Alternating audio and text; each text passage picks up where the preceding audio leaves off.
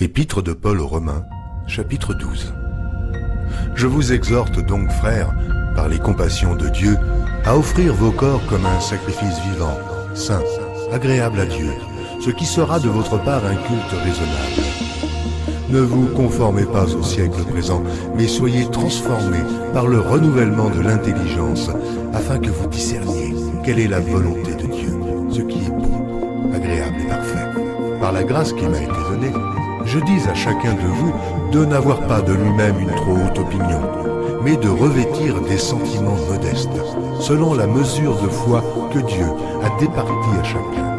Car, comme nous avons plusieurs membres dans un seul corps, et que tous les membres n'ont pas la même fonction, ainsi, nous qui sommes plusieurs, nous formons un seul corps en Christ, et nous sommes tous membres les uns des autres.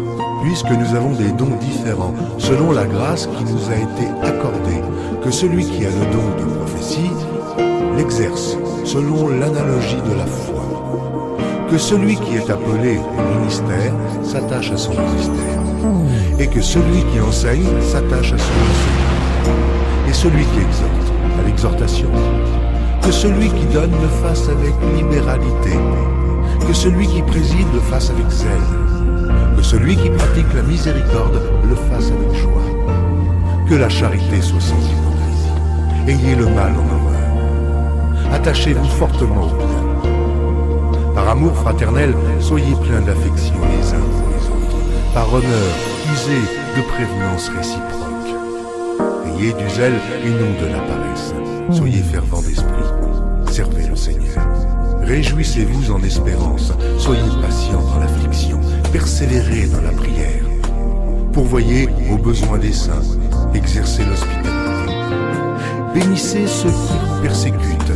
Bénissez et ne maudissez pas. Réjouissez-vous avec ceux qui se réjouissent.